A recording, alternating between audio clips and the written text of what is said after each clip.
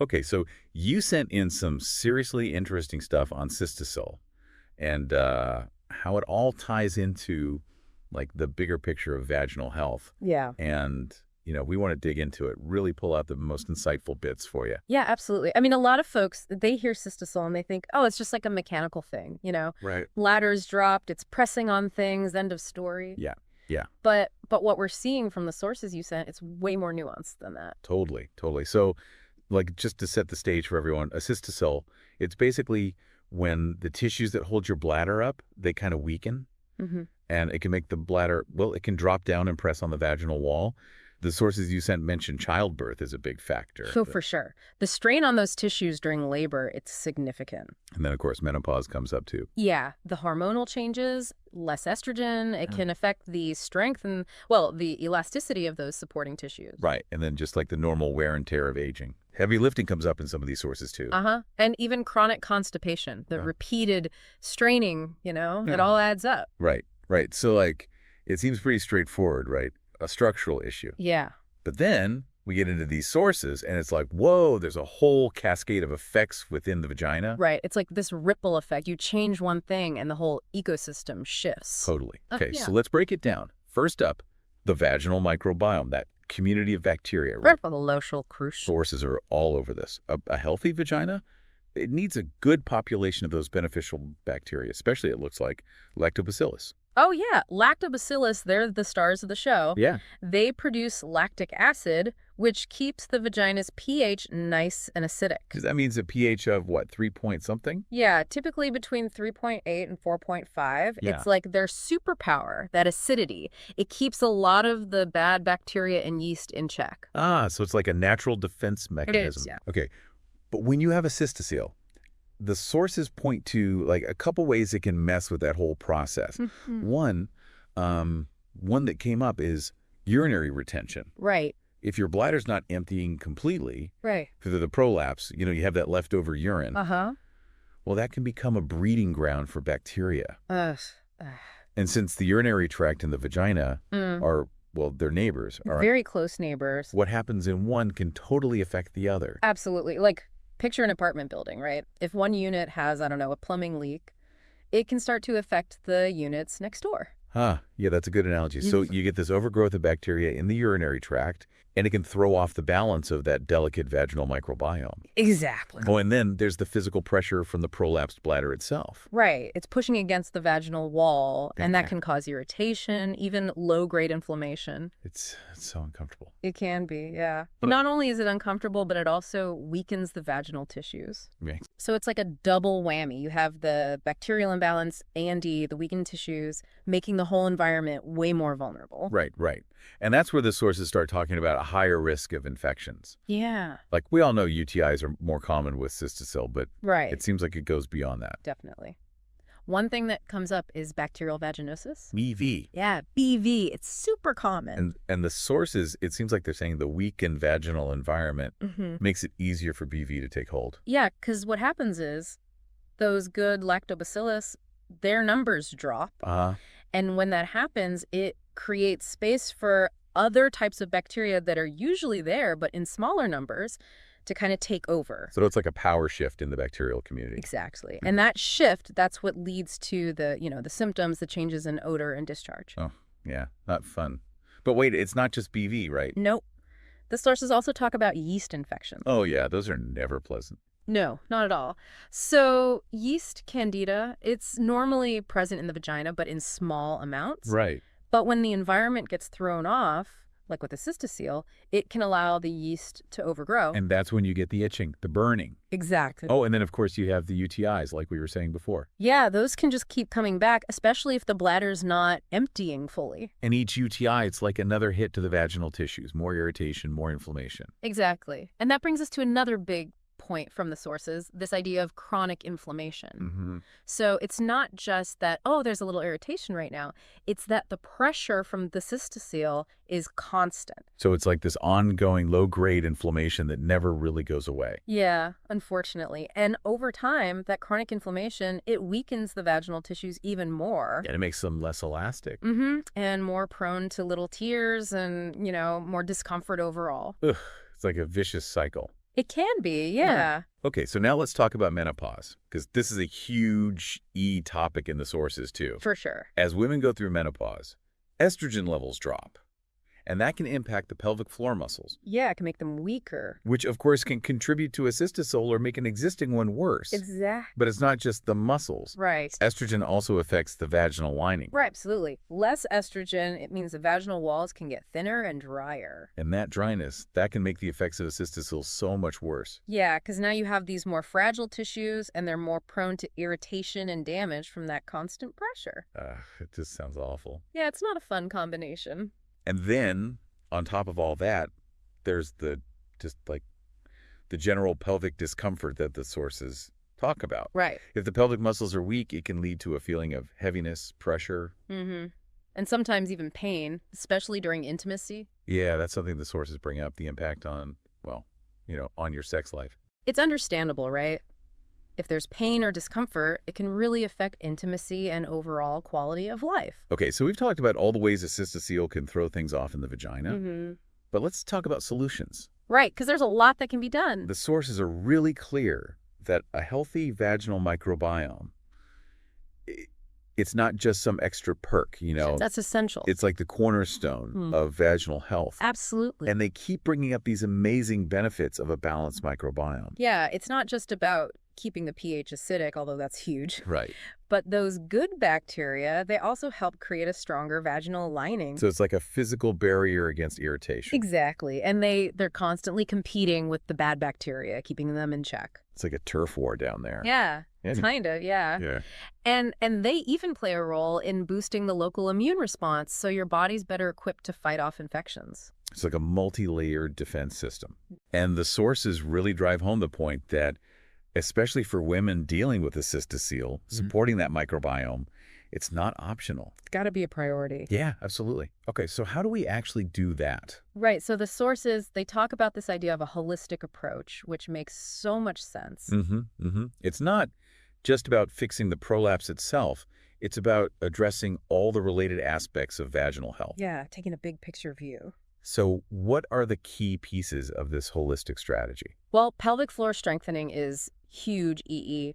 Kegels, they're a classic for a reason. Yeah, those exercises that help strengthen those pelvic floor muscles. Exactly. And, if you're serious about it, a pelvic floor physical therapist can be amazing. Yeah, they can create a personalized program for you. Tailored to your specific needs. Okay, so strengthening those muscles is step one, but then there's the microbiome itself. Right. Probiotics, they come up a lot in the sources. Those good bacteria can help repopulate the vagina. Yeah. They specifically mention strains like Lactobacillus acidophilus, L. rhamnosus, L. reuteri. There are a few more too, right? Yeah, L. plantarum, and B. coagulans. All of these, they have specific roles to play in supporting vaginal health. Right, and it's about creating a diverse community, not just relying on one type. Exactly. It's like a little ecosystem down there, and we want it to be thriving. Okay, so we've got Kegels, we've got probiotics. What else is part of this holistic plan? Well, managing inflammation is key. The sources talk about natural anti-inflammatory ingredients like aloe vera, soothing aloe, and reishi mushroom. Both of these, they can help calm down irritated tissues, reduce swelling. Yeah, and maybe even help with healing. Right. And then there's preventing infections. Yeah, that's got to be a top priority. The sources mention natural antimicrobials like oregano leaf extract and caprylic acid. Oregano, that's interesting. I usually think of that for cooking. Huh. Yeah, but it has these amazing antimicrobial properties that can target bad bacteria and fungi without, wiping out the good guys. Oh, that's important, that balance. And caprylic acid, that one's particularly good against yeast overgrowth. Interesting. So it's like a multi-pronged approach. Yeah, targeting those different aspects of vaginal health. And then, of course, there's overall immune health, right? Can't forget that. A strong immune system, it's essential for fighting off infections, repairing tissues, and maintaining that balance in the vagina. So, lots to think about. Definitely. Okay, now, one thing that pops up in the sources is a product called Balance Complex. Yeah, it's a vaginal probiotic supplement. And they frame it as being specifically formulated to address those imbalances, inflammation, and infection risks that we were talking about. Right. It's like they took all those key elements we discussed and put them into one product. And they really emphasize its multifaceted approach, combining those beneficial probiotic strains with natural antimicrobials and anti-inflammatories. Yeah, it's not just about throwing probiotics at the problem. It's about creating a supportive environment for those good bacteria to thrive. Okay, so what are some of the specifics the sources mentioned about Balance Complex? Well, they highlight that it's been around for over 10 years, which is pretty impressive. Yeah, not a fly-by-night product. And they say they've sold millions of capsules. Wow, that's a lot of people trying it. Yeah. And they really emphasize the potency. 100 billion CFUs per gram of probiotics. That's a lot of good bacteria. Yeah, it is. Plus, it has cranberry extract and D-mannose, which are great for urinary tract health. So it's addressing that connection we talked about between UTIs and vaginal health. Exactly. And the sources point to all these positive customer reviews, which is always a good sign. Yeah, people seem to be really happy with it. They also mention it's a maximum strength formula with a blend of 17 different strains. 17, wow. Yeah, they're really covering all their bases. And it's made in FDA-registered facilities that follow good manufacturing practices. So quality control is there. And they offer a satisfaction guarantee, which is always nice. Okay, so let's actually break down the ingredient list, because there's a lot in there. There is, yeah. First up, the vaginal probiotic blend.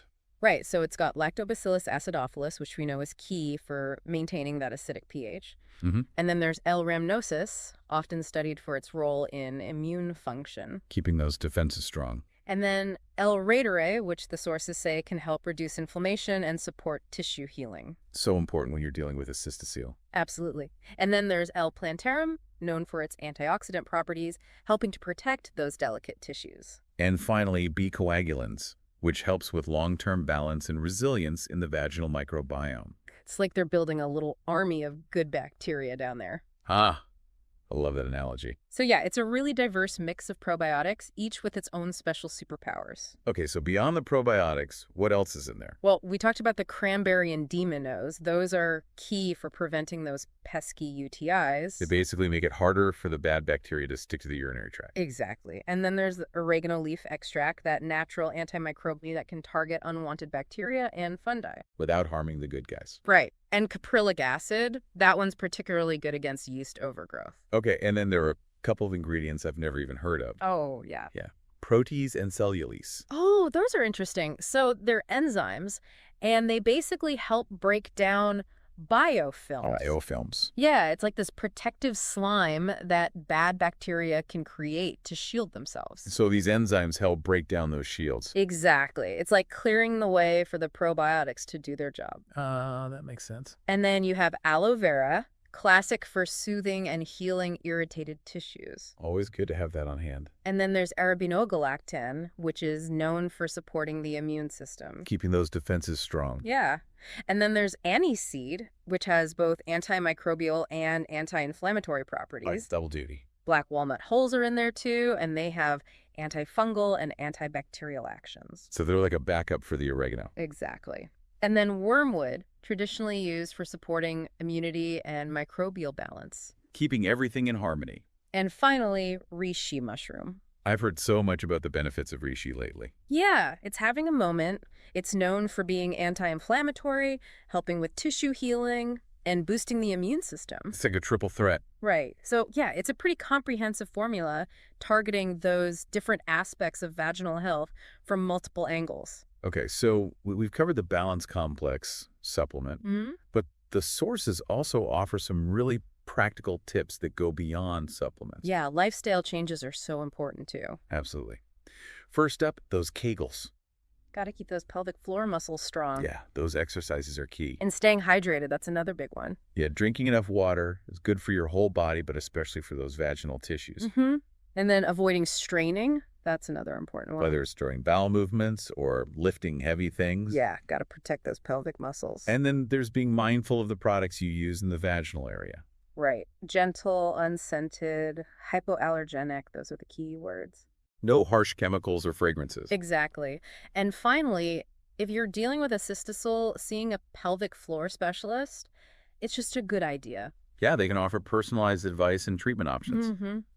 Okay, so one last thing from the sources. They mentioned this website, vaginalquiz.com. Yeah, I saw that. It's basically a quick online quiz that gives you a personalized analysis of your vaginal health. It sounds like a good starting point if you're not sure what's going on. Yeah, and they emphasize it's quick, free, and private. Always good to know. And they even call it a cheat sheet for understanding your intimate health. Huh, I like that. So no awkward appointments, no endless Googling, just a quick, easy way to get some insights. Awesome. So if you're curious, check it out, vaginalquiz.com. So to wrap things up, a cystocele, it's more than just a structural issue. It's like this domino effect impacting so many aspects of vaginal health. And the sources are really clear. A holistic approach is key.